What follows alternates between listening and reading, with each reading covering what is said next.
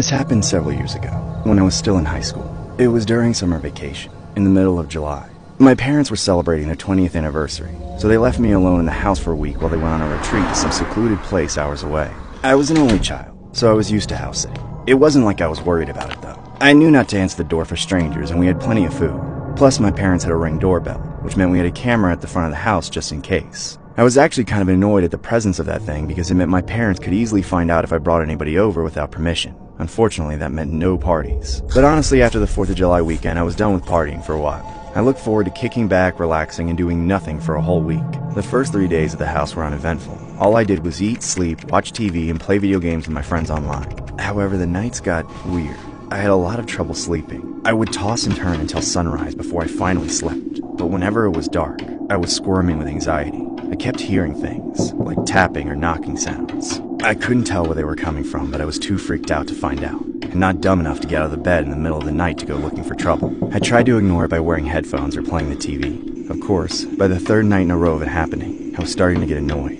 On the 4th night, though, this inconvenience morphed into something much worse. I was in the living room watching TV, and the whole day that led up to this moment, nothing made it seem like anything unusual was about to happen. But then, at 1 o'clock in the morning, the Ring camera bell rang. A chill went through me. I was already on edge from what was going on the previous nights, but now there was really somebody at the door. I immediately muted the TV and sat almost completely frozen except for my own pounding heartbeat. I swore to myself that I had to be hearing things, but then it rang again.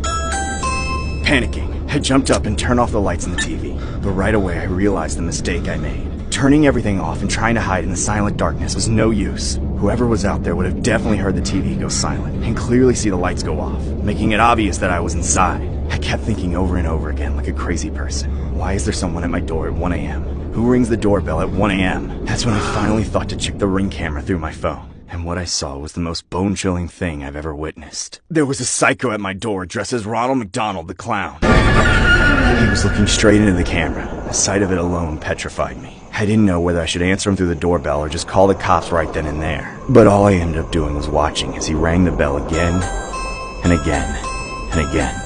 He just kept smiling while tilting his head to the side, waving creepily. I couldn't take being on the same level as him anymore, so I bolted upstairs to my bedroom and locked the door. I sat there in the dark, watching him on my phone and hoping to God that he would just leave. But he didn't. He did the opposite. He started talking to me. I know you're in there. I can hear you.